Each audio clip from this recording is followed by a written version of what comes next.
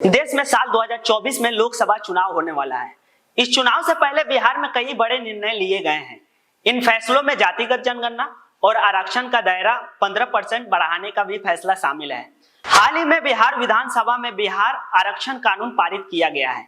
इस कानून के पारित होने के साथ ही राज्यों में नौकरियां और शिक्षा में आरक्षण की मात्रा बढ़ाकर 75% हो गई है, जो सुप्रीम कोर्ट 50% नियम का उल्लंघन बताया जाता है। पहले बिहार में आरक्षण के बारे में समझने की कोशिश करते हैं। बिहार राज्य में ईडब्ल्यूएस को छोड़ दे तो एससी, एसटी, ओबीसी और ईबीसी को 50% का आरक्षण मिला हुआ है। सालों पहले 50% वाले फॉर्मूले को नीतीश कुमार ने ही तय किया था। इस फॉर्मूले के तहत राज्यों में एससी समुदाय के लोगों को 16%, एसटी समुदाय के लोगों को 1% और वहीं पिछड़े वर्ग को 30%, जिनमें से 12% पिछड़ा और 18% अत्यंत पिछड़ा वर्ग को आरक्षण देने की व्यवस्था थी। और इस फॉर्मूले के तहत अत्यंत पिछड़े वर्गों की महिलाओं के लिए 3% आरक्षण देने की व्यवस्था थी। अब नीतीश कुमार द्वारा ही आरक्षण का जो नया फॉर्मूला लाया जा रहा है, उसके हिसाब से 20% एससी और 2% एसटी और वहीं पिछड़ा वर्ग को 43% आरक्षण दी जाएगी। इस फॉर्मूले के बाद प्रदेश में मिलने वाले आरक्षण 50% से बढ़कर 65% हो जाएगा।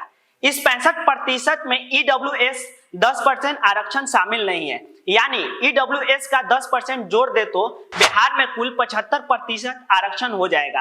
अब आपको बता दे, 50% आरक्षण का नियम जिस ऐतिहासिक रूप में सर्वोच्च न्यायालय ने बरकरार रखा है, यह निर्देश देता है कि भारत में नौकरियां या शिक्षा के लिए आरक्षण कुल सीटों या पदों के 50% से अधिक नहीं होना चाहिए। सुप्रीम कोर्ट ने आरक्षण नीति और उसके मैक्सिमम लिमिट को इंदिरा साहनी जजमेंट में तय किया गया था, जिसके मुताबिक किसी भी सेवा में आरक्षण का एक लिमिट होना चाहिए।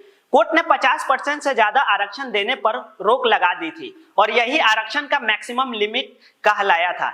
इस फैसले को इंदिरा साहनी बनाम भारत संघ के मामले में 9 जजों के संवैधानिक पीठ ने फैसला सुनाया था। इसी के आधार पर राज्यों को 50% के दायरे में आरक्षण को बढ़ाने या घटाने का अधिकार मिला था। साल 2014 तक राज्य सरकार अपने अपने राज्यों में इसी आधार पर आरक्षण की सीमा तय करती रही है, लेकिन 2014 के बाद राज्यों ने मैक्सिमम लिमिट के कैंप को तोड़ना शुरू किया। हालांकि कई राज्य इनमें से कामयाब नहीं हो पाई। कोर्ट ने उन्हें तगड़ा झटका मिला। वहीं बिहार सरकार के अस्थायी वकील मनीष कुमार कहते हैं, 50% से ज्यादा आरक्षण देने का प्रावधान सिर्फ बिहार में नहीं है, पहले भी कई राज्यों ने इस तरह का प्रावधान किया है। इसी राज्य से पहले तमिलनाडु इस लिमिट को बढ़ा चुका है। महाराष्ट्र भी इस सीमा को तोड़ने की कोशिश में है। राज्यों की दलील है कि आरक्षण भी राज्यों की आबादी के हिसाब से मिलना चाहिए।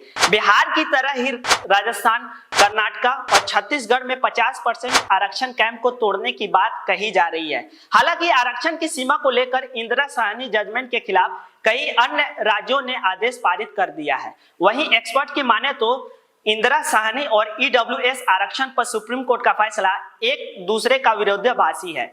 ऐसे में नए तरीके से इस पूरे मामले पर सुनवाई होनी चाहिए और आरक्षण पर नया लिमिट तय किया जाना चाहिए। वहीं बात करें तो 2024 के लोकसभा चुनाव से पहले विपक्ष जातिगत जनगणना की मांग जोरों शोरों से करता आ रहा है। आपको बता दें, बीजेपी आरक्षण और जातिगत जनगणना के मामले में बिहार सरकार का समर्थन किया था, लेकिन विपक्ष मांग कर रहा है पूरे देश में जातिगत जनगणना होना चाहिए। और बिहार की बात करें तो बिहार सरकार विशेष राज्य की दर्जा भी मांग कर रही है। कुछ समय पहले ही नीतीश कुमार के साथ बीजेपी का गठबंधन था और उनकी सरकार थी, तब सर्वसम्मति से विशेष राज्य की दर्जा की मांग की गई थी और प्रधानमंत्री से मुलाकात भी की थी, लेकिन विशेष राज्य का दर्जा नहीं मिला। लेकिन नीतीश कुमार इस मुद्दे को लोकसभा में भुनाने की कोशिश कर सकते हैं। अब देखना दिलचस्प होगा कि नीतीश कुमार को आरक्षण पर कितना फायदा मिलता है। जब तक के लिए मैं सैफुल हक, कैमरा पर्सन अफजल के साथ वी युवा।